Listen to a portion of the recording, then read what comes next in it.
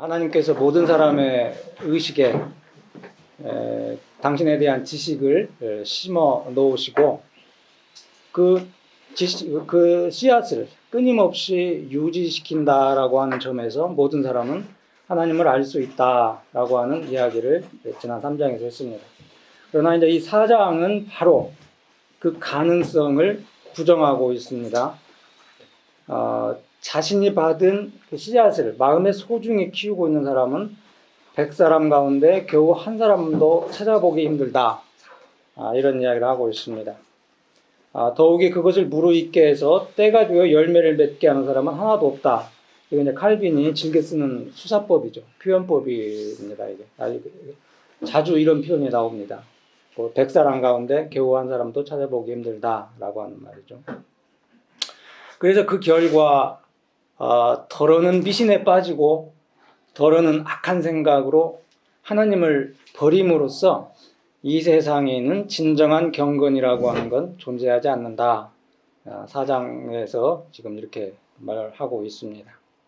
자, 그렇다면은 이 미신이나 우상숭배는 단순한 사람들이 잘 알지 못해서 잘못된 것이기 때문에 용서받을 수 있는 죄인가? 라고 하는 질문을 던지고 있습니다. 그 질문에 대해서 아니다 라고 하는 답변을 하고 있습니다. 미신, 우상숭배 이런 것들은 맹목이다. 거의 언제나 허영과 교만과 완고에 결합되어 있다라고 하는 이야기죠. 자, 그래서 넘겨가지고 그래서 이 사람들은 너나 없이 하나님께서 자신을 보여주신 대로 하나님을 이해하지 않고 오히려 그들 자신의 억측에 따라 상상에 따라 하나님을 만들어낸다는 거죠. 상상한다는 거죠. 이제 또 한편의 사람들은 의식적으로 하나님을 외면하는 사람들이 있다라고 하는 겁니다. 이게 이제 2절에서 이야기입니다. 이 의식적으로 외면하는 사람들을 칼빈은 이제 그 에피크로스 주의자들, 그 옛날에 그 고대 그 철학자들을 이제 그 생각하면서 신 에피크로스 주의자들이다 이런 식으로 이제 생각을 하는 거예요. 이 사람들은 역시 태어날 때부터 하나님께서 심어주신 의식에 심어주신 자각의 씨앗을 갖고 있습니다. 그런데 이 사람들은 하나님께 얽매이지 않고 자유롭게 살아보려고 자신들에게 주어진 그 자연의 빛을 가리려고 필사적으로 노력한다. 이것이 이제 2절에서 이야기하고 있는 이야기입니다. 그 결과 그들이 말하는 신은 소위 심판자로서의 권세와 섭리를 박탈당하게 되고 하늘에 갇혀 게으름뱅이처럼 아무 일도 하지 못하고 있다. 그래서 그들의 신은 죽은 우상에 불과할 뿐이다. 이런 주장을 이제 그 칼빈은 그 신 에피크로스 주의자들이라고 하는 자들에 대해서 반론을 이렇게 제기하는 겁니다. 자, 넘어가십시다. 그러면서 3절에서는 이제 우리는 정말 앞에서 우리가 확인한 대로 참된 종교는 마땅히 우주 법칙에 관한 하나님의 의지를 따라가야 한다. 하나님의 의지에 순종하는 것을 다시 한번 강조하고 있습니다. 그리고 4절로 이제 넘어가면은 여기서 두 번째 죄를 이야기하는데 이건 미신과 여기서 말하고자 하는 또 하나의 죄예요. 이것은 이제 위선이다라고 하는 거죠. 인간들이 어떤 그 존재들이냐면은 되게 하나님을 자발적으로 경외하는 것이 아니라 두려워서 노예적으로 강제적인 어떤 두려움과 어떤 강요당하는 노예적이며 강제적인 공포에 사로잡혀서 하나님을 두려워하는 감정, 이것이 앞에 3장에서 하나님을 자연적으로 인식하는 세 가지 중에 나머지 한 가지예요. 앞에 두 가지는 보편적인 종교성, 타고난 종교의 씨앗이라고 했죠. 또 하나는 이제 뭡니까? 양심의 불안, 그렇게 하겠고, 여기서는 노예적인 두려움입니다. 하나님에 대한 노예적인 두려움을 이야기하고 있습니다. 자, 이런 식으로 4장 우리가 한번 간단하게 정리를 했습니다. 자, 5장에 가면은 이제 하나님에 관한 지식은 우주 세계, 창조 세계와 계속적인 통치에서 빛을 발한다, 이런 제목을 달고 있는데, 하나님은 창조사에게서 자신을 계시하셨다라고 하는 그 설명이 이제 붙어 있죠. 1절에서 10절까지 하나님께서 자신을 어떻게 이 창조 세계 속에서 드러내시는지를 설명할 겁니다. 아무튼 칼빈은 그 하나님의 불가해한 본질, 하나님의 불가해한 본질을 직접 바라볼 수는 없어도 하나님께서 지으신 이 만물에 새겨진 그의 영광의 흔적들을 통해서 간접적으로 바라볼 수 있다라고 하는 생각을 지금 말하고 있는 겁니다. 네 번째 줄 보면은 우주의 전 창조 속에서 매일 자신을 하나님께서 나타내신다. 그 결과 인간은 눈을 뜨기만 하면 하나님을 볼 수 있도록 되어 있다라고 하는 거죠. 바로 이런 그 사실 때문에 이 흔적들이 너무나 분명하고 뚜렷해서 아무리 어리석고 우둔한 사람들이라 할지라도 몰랐다라고 하는 핑계를 댈 수 없게 만든다라고 하는 거예요. 103쪽으로 한번 갑시다.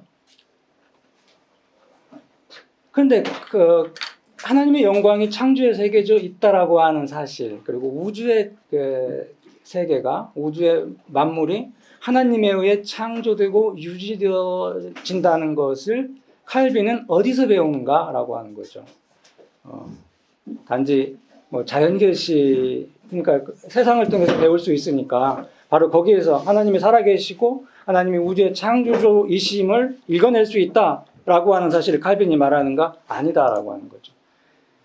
칼빈은 이런 질문을 어디에서 답을 얻냐면은 바로 성경으로 돌아갑니다. 성경으로 가서 여기서는 시편 104편, 시편 11편 4절 뭐 이런 그 시편의 인용을 통해서 하나님께서는 옷을 입은 같이 빛을 입으시고 뭐 눈에 보이는 화려한 복장으로 뭐 자신의 영광의 훈장, 뭐 광대한 하늘의 왕궁, 뭐 이런 말씀들을 인용하면서 성경의 증거를 제시하고 있습니다. 그래서 하늘을 하나님의 궁전이라고 부른다라고 하는 시편 11편 4절도 인용하고요.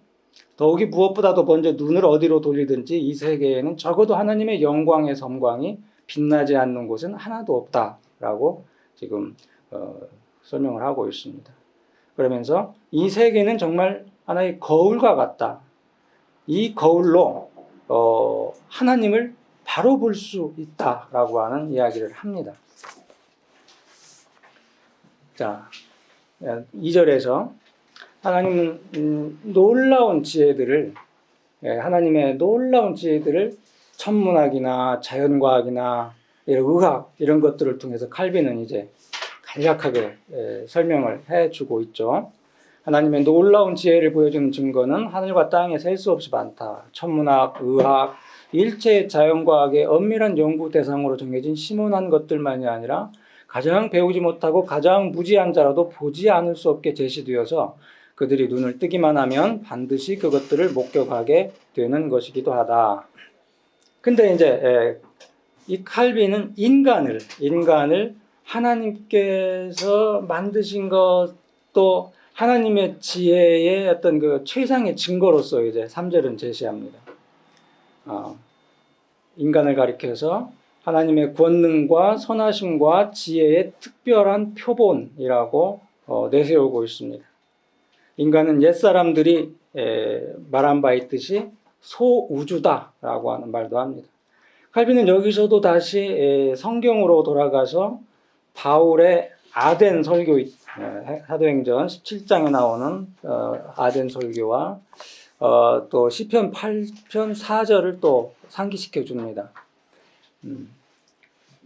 이런 식으로 성경에서 살아계신 하나님의 놀라운 역사와 지혜를 이것저것에서 이렇게 발견할 수가 있다라고 하는 것을 칼빈은 우리에게 말해주는데, 안타깝게도 4절에서 이런 이야기를 합니다. 인간은 배은망덕하게 하나님을 대항한다라고 하는 거죠. 하나님께서 자신의 신성의 표지들을, 흔적들을 창조세계에 이곳저곳에 새겨 놓으셨다라고 하는 사실을 진술하는데 칼빈은 1절에서 3절까지 단지 3절밖에 필요하지 않았습니다. 4절부터는 이 명백한 지식의 근원에 대해서 다시 한번 조종을 울리면서 시작한다라고 우리가 말씀드릴 수 있어요. 인간은 배은망덕하게 이 하나님의 창조 세계 속에서 다양한 그 하나님의 그 흔적들, 하나님의 지혜를 발견하게 되는데도 하나님을 반역하고 대항하는 자들이다. 인간은 자기 안에 하나님의 무수한 사역으로 아름답게 꾸며진 공장과 동시에 측량할 수 없는 부요함이 넘쳐오르는 창고를 지니고 있다. 그러므로 인간은 마땅히 하나님을 찬양해야 하는데 그와는 반대로 교만에 부풀어 스스로 잘난 체 한다. 중간이야. 인간이 자신의 영육에서 100번이라도 하나님을 발견함에도 불구하고 이 탁월성 자체를 구실로 삼아 하나님의 존재를 부정하는 이 광란이야말로 얼마나 가증한 건가. 그들은 인간이 우연히 동물과 구별되었다고 말하지는 않을 것이다. 그러나 그들은 만물의 창조주이신 분을 자연으로 대치시키고 하나님의 이름을 삭제해버린다. 그들은 극히 절묘한 하나님의 솜씨를 입과 눈에서부터 심지어는 발톱에 이르기까지 그들의 각 지체에서 보고 있음에도 불구하고 여기서도 하나님을 자연으로 대치시킨다라고 하는 주장을 하고 있습니다. 자, 5절에 가서 칼빈은 이제 이 이야기를 전개하면서 영혼의 기능들을 육체에 결합시킴으로써 영혼이 개별적으로 존재할 수 없게 하는 신 아리스토텔레스주의자들의 학설을 비판합니다. 여기서는 아리스토텔레스의 철학을 바탕으로 신학을 그 위에 세우는 아리스토텔레스주의자들을 신 아리스토텔레스주의자 이렇게 분류할 수 있는 겁니다. 바로 그 영혼의 기능을 육체에 결합시킴으로 영혼이 개별적으로 존재할 수 없게 하는 이러한 견해가 인간을 순전히 자연적인 실체, 다시 말해서 하나님을 대신하는 자연으로 논하는 길을 열어놓는다는 겁니다. 이게 이제 그 5절 첫 부분에서 이야기하는 겁니다. 칼빈은 이에 반대해서 이 영혼이 나름대로 독특한 존재를 지니고 있다. 이런 주장을 한 겁니다. 백구 쪽으로 가면은 이 영혼은 형이상학을 추구하게 됩니다. 추구할 수 있습니다. 물리학도 하고 천문학도 하고 기술도 발휘하고 예술에 몰입할 수도 있습니다. 오래된 과거의 것들을 생각할 수 있고 상상하는 기능을 갖고 있기도 합니다. 또 잠을 자면서 미래에 대해서 어떤 예견하는 그런 탁월한 그런 감각 기능도 갖고 있다라고 하는 것이 영혼의 그 어떤 특성으로 칼빈이즘 여기서 설명하고 있는 겁니다. 이 신 아리스토텔레스 주의자들이 무시하는 그 영혼의 어떤 탁월성을 여기서 칼빈이 상기시켜 줍니다. 자, 넘어갑시다. 111쪽에서 요컨대 이제 칼빈은 독자들에게 자연을 무시하라 이런 말을 하는 것이 결코 아니에요. 이 자연을 보고서 이 자연을 지으신 하나님을 생각하라 라고 하는 가르침을 주고 있는 겁니다. 자, 그러면서 6절에서 다시 한번 하나님께서 창조주는 자신의 주도심을 창조에 계시하신다. 창조에서 계시하신다라고 하는 사실을 하나하나 설명을 합니다. 그러므로 우리는 우리 자신의 본성을 정관할 때마다 한 분 하나님이 존재하셔서 바로 이분이 자연 전체를 다스리시고 우리들로 하여금 그를 바라보게 하시며 우리의 신앙을 자기에게 향하게 하시고 또한 자기에게 예배를 드리고 자기의 이름을 부르기를 원하신다는 사실을 기억하자. 자, 넘겨서요. 이렇게 그 중간 부분 이와 함께 자연의 증거에서 볼 수 있는 하나님의 권능에 대한 찬양이 성경 도처에 기록되어 있지만 특별히 칼빈은 욥기와 이사야서를 지적합니다. 욥기와 이사야서에 잘 나타나 있다라고 말하고 있습니다. 그리고 이제 7절에서는 자연을 지으신 창조주는 자신의 권능을 자연에 나타내시기도 하지만 자연의 일상적인 과정 밖에서도 나타내신다라고 하는 사실을 말하고 있습니다. 그것이 바로 하나님의 통치와 심판이라고 하는 제목으로 지금 말하고 있는데, 하나님의 섭리, 하나님의 섭리로서 하나님께서는 인간과 인류의 사회를 다스리시고 경건한 자들에게는 관대하심을 베풀고 악하고 범죄한 자에게는 엄격하심을 선언하신다라고 하는 거죠. 이와 같이 사랑으로 인내하시는 하나님의 정의에 대해서 8절에서 8절에서 낱낱이 아주 자세하게 설명하는데, 여기서도 이제 칼빈은 시편 107편을 통해서 사랑으로 인내하신 하나님의 섭리를 설명하고 있습니다. 7가지의 사례가 예로 제시되죠. 하나님의 주권이 인간의 생활을 어떻게 지배하고 섭리하는가. 첫 번째는 절망적인 그런 상황 속에서 빠져 있는 그런 자들, 광야에서 방황하는 자들을 보호하시고 바른 길로 인도하시고, 궁핍하고 줄인 자들에게 먹을 것을 주시고, 사로잡힌 자들을 쇠사슬에서 놓아주시고, 파선당한 자들을 한국까지 무사하게 돌아오게 하시고, 병으로 죽게 된 자들을 고쳐주시고, 뜨거운 열기와 한 발로 땅을 태우기도 하시고, 은밀한 자비의 단비로 그 땅을 비옥하기도 하신다. 마지막으로 하나님은 가장 비천한 자들을 높이시며 혹은 높은 자들을 그 위험 있는 위치에서 떨어뜨리기도 하신다. 시편 107편에 있는 말씀입니다. 이러한 그 신뢰를 자세히 제시하심으로써 선지자는 우연한 사건으로 간주되는 것들이 다 하나님의 섭리에 의한 것이다. 특별히 하나님의 부성적인 사랑을 여러 모양으로 증거해 주는 것이다 라고 하는 거 보여줍니다. 여기서 경건한 자들은 기쁨의 근거를 얻고 불경한 자들과 유기자들은 그 입을 다물게 된다는 거죠. 그러나 그럼에도 불구하고 사람들은 대다수가 잘못에 빠져들어서 그와 같이 눈부신 극장 안에 있으면서도 눈먼 자가 되어 있기 때문에 다시 한번 칼빈이 자주 쓰는 표현이 여기서 나타납니다. 하나님의 영광이 아무리 찬란하게 빛날지라도 이를 참으로 보는 사람은 100사람 가운데 겨우 한 사람 있을까 말까 한다. 그러니까 100사람 가운데 겨우 한 사람 있을까 말까 한다는 표현이 이제 여기저기서 이제 우리가 볼 수 있는데, 그러면 한 명은 볼 수 있겠다? 아니, 보지 못해요. 한 명도. 거의 100%의 불가능성을 지금 칼빈이 이런 식으로 이제 표현을 하는 겁니다.